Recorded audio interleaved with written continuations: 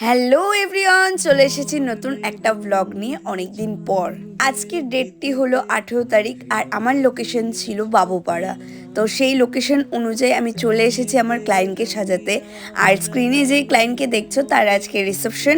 তো রিসেপশনের জন্য আমাকে বুক করা হয়েছিল। যখন প্রথম আমি দিকে জিজ্ঞেস করি তুমি কি চাও, কেমন মেকআপ চাও, তখন দি আমাকে জানায় দির কোনো এক্সট্রা রিকোয়ারমেন্ট নেই, দি আমার উপরে পুরোটা ছেড়ে দিয়েছে। কিন্তু দির শ্বশুরবাড়ি থেকে জানানো হয় যে বিয়ে দিন দিকে একটু উগ্র লাগছিল, তার জন্য আজকে যাতে মেকআপটা আমি একটু সিম্পল সোভারের মধ্যেই করি, কারণ দিকে সিম্পল আর সোভারেই বেশি ভালো মানায়।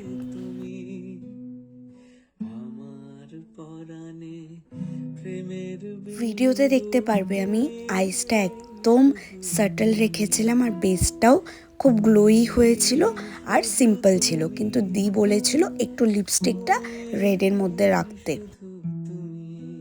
ফার্স্টে আমি ভেবেছিলাম যে একটু নিউড লিপস্টিক পরাবো রিসেপশনের দিন, বাট দি যখন বলে যে দিকে রেড লিপস্টিকে বেশি ভালো মানায়, তো আমি একটা রেড লিপস্টিকই পরিয়ে দিই আর সত্যিই ভালো মানাচ্ছিল। হেয়ারের পালায় আমি আমার মন মতো করে হেয়ারটা করে দিয়েছিলাম, যেটা দিদির ফেসের মধ্যে ভালো যাবে। আমার মতে রিসেপশনের দিন ওপেন হেয়ারের সাথে কার্ল আর তার সাথে সিঁদুর, ব্যাস পারফেক্ট কম্বিনেশন। দেখো তো, দেখে জানাও তো ব্রাইডকে আমার আজকে কেমন লাগছে। এটা হচ্ছে আমার ব্রাইডের ফাইনাল লুক। ব্রাইড কিন্তু শাড়ি সিলেকশনটাও খুব সুন্দর করেছিল, আর গয়নার সাথে শাড়ি আর প্লাস ফুল লুকটা আমার তো ভীষণ পছন্দ হয়েছে। এবার তোমাদের জানানোর পালা আমার এই রিসেপশন ব্রাইডাল লুকটি তোমাদের কেমন লেগেছে।